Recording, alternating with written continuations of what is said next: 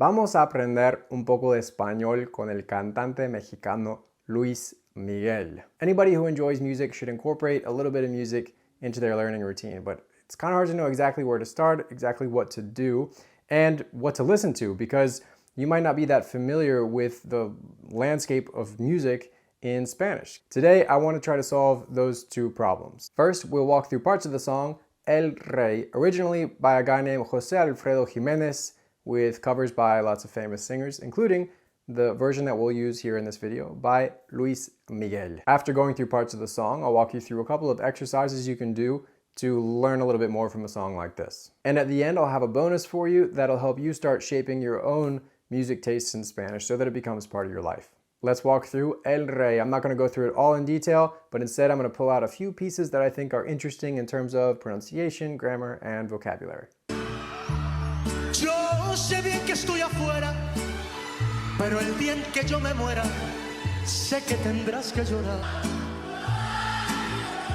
So this first part where he says, Yo sé bien que estoy afuera. The interesting thing here in terms of pronunciation is the que estoy part. This might be something you've noticed before in Spanish, that lots of words tend to connect. This happens especially when one word ends in one vowel and the next one begins in the identical same vowel. So in this case, when he says que estoy afuera, he merges that que and that estoy into one longer word, que estoy. Sé que estoy afuera. This is the reason why if somebody asks you, what are you doing? You're more likely to hear ¿qué estás haciendo? Instead of ¿qué estás? That sound is a glottal stop. It's a little break in our airway, a little pause. That's really common among English speakers, but in Spanish is a lot less common. The next interesting part is the line, pero el día en que yo me muera. Pero el día en que yo me muera. But the day that I die. El día en que yo me muera. You might be thinking, isn't it me muero? Well, in this case, we're using the subjunctive, which makes it me muera. And we use the subjunctive here because there's a bit of doubt. You don't know when you're going to die. It's going to happen, but you don't know exactly when. And so with concepts like this, like death, for example, it's very frequently talked about in the subjunctive. I have a more detailed video on the subjunctive that I will link somewhere up here for you to check out if you're interested. On to the next line. Dirás que no me quisiste, pero vas a estar muy triste y así te vas a quedar. So the interesting thing here really is dirás que no me quisiste. Quisiste, if you've studied the preterite and in the imperfect, you'll know that quisiste is the preterite, the simple past tense, instead of the imperfect, which would have been querías, as in you didn't used to love me, no me querías. In this case, he says, no me quisiste. So the reason he's using quisiste here and not querías is because he's talking about something that's a lot more final. You never loved me, period. Not you never used to love me, it's not open-ended, it's just punto final, period, no me quisiste. In the next line, he says, No tengo trono ni reina, ni nadie quien me comprenda, pero sigo siendo el rey.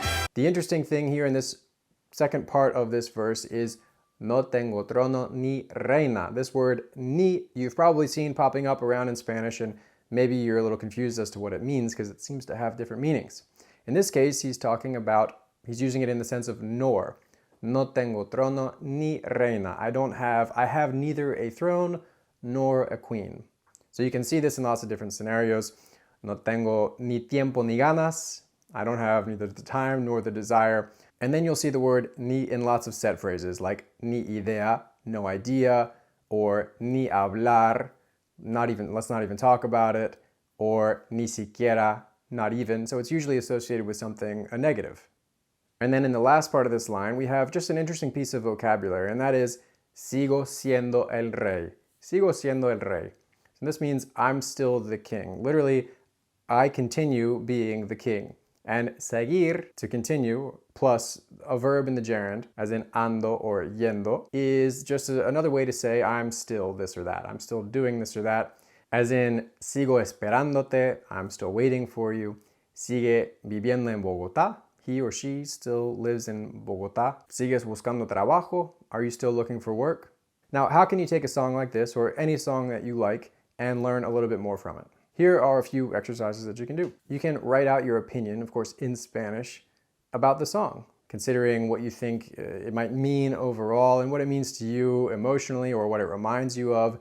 Second, you can, of course, translate the song back and forth from Spanish, then into English, and a few days later, translate it back into Spanish. In that time in between, while you wait for those words to sink in, it's good to keep listening to that song over and over while you're driving, walking, or anything else. And of course, you can just do good old-fashioned karaoke with the song, trying your best to mimic the singer and exactly the way that they pronounce things, the intonation that they have, and the rhythm that they have when they are singing their song. You can even just read it aloud, doing your best just to copy exactly the way that the artist sings it. You can use a simple website like vocaroo.com to record yourself and play your audio back and compare the differences that you hear in the way that you say things and the way that the singer says things. And then of course you want to listen to the song on repeat. Once you've learned a little bit more about the song, the more you listen to it, the more the language in that song will start to sink in and just become a natural part of your own Spanish. To help you take all of this and implement it, I put together a free resource for you.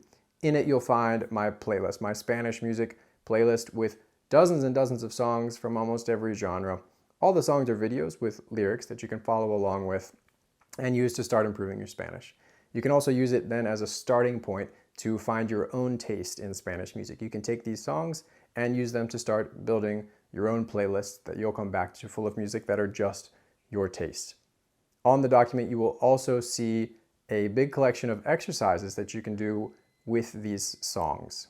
That way you can incorporate them into your Spanish learning routine without boring yourself or ruining the song. You can download that at the link in the description below. It's free.